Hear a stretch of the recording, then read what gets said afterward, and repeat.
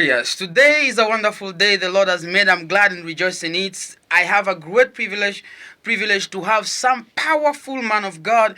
He's a producer, a songwriter. He is an advisor in terms of the spiritual things in the kingdom of God. He has a studio. He has produced many people here in Kenya, I think even abroad.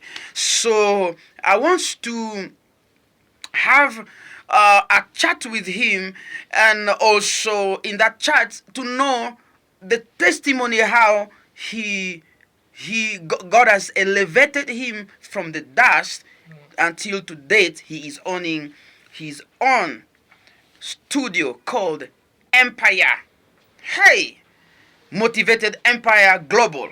Glorious. So he's not, this man is called Mr. Brown. So welcome, Mr. Brown. How are you? I'm fine, thank you, sir. How are you doing? I'm doing great. In the name of the Lord, the Lord is helping us. Yes. And we really appreciate for that.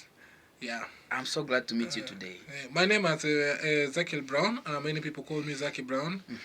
Most of the people know me as Zaki Brown on the beat. Wow. Motivated Empire. Glorious. The man. So by the grace of God, I'm a producer in here in Nairobi. Yes. I'm in Kawa West.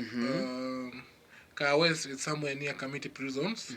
It's a good estate. Wow. And I am blessed to have a one beautiful female wife.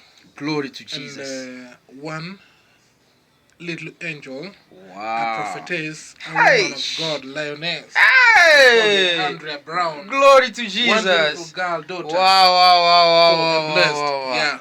Yeah. Yeah. That's great. Amen. So I'm so privileged to have you today. Yeah. And I just wanted to know, because I know you love God. Yes. And your wife is amazing. Today she welcomed me in your house. Good. And cook a very wonderful food. Oh my God. Glory, so we need to come with my family and to have such a taste. Yes. Glorious. Yeah. So tell me how God elevated you from the dust to the place of honor. Okay, first of all, I want to say I have a really long testimony, but I'm going to shorten it. Yes. Okay, this guy you're seeing here was once a robber. Serious? Who used to rob banks with the guns. I'm a kind of a person who used to cut people with pangas, machetes. I'm a kind of person who used to drink, who used to smoke. Bangi was something what was usual to me. I could not do anything without bangi. Serious? Cigarette, I used to smoke embassy at least 2 packets a day. That's a minimum one. Yeah. Even you can see my mouth there. You can still think that I'm a smoker, but I am not. But God delivered God you. changed things. Let me tell you guys, ladies and gentlemen, I know maybe you feel that you have money, maybe you are strong, you're going to the gym, but let me tell you one secret, that there is one man is the strong of the strongest. When that day he will come and hold you with one hand like this, you will just cry yourself, yes, when it's a man, yes, when forgive me, Jesus. So that's how God changed my life. Glory to Jesus. Right now I'm here as a producer, and I'm also a man of God. Now I'm preaching the gospel because God had delivered me, so God has sent me to the world. Also to take the same news to others who are still in captives, for them to be set free. Actually.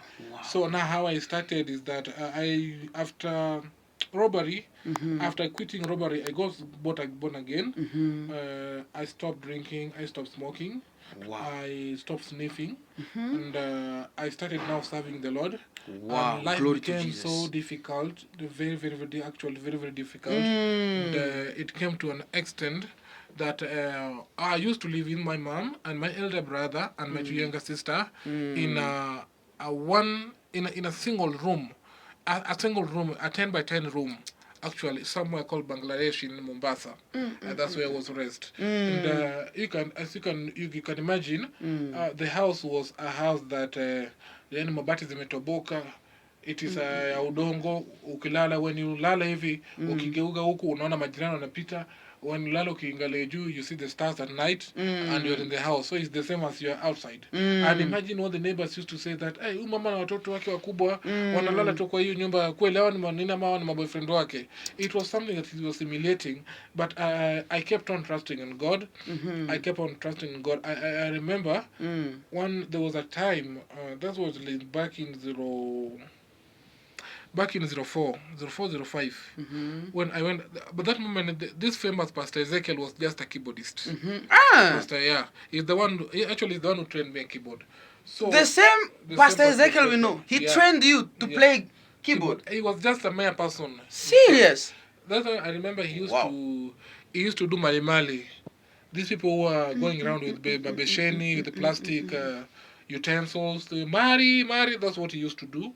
He was living in Kongoya. And that's when we were in a church called Kashem, Campaign for Salvation and Healing Ministry, and Apostle Jace Juma, the late Apostle Jace Juma. So all of you with Pastor Ezekiel, you are serving there? There, we are serving there. At that church called? When the day I got born again, Pastor Ezekiel is the one who was playing keyboard. And what took me to the crusade was the music he was playing.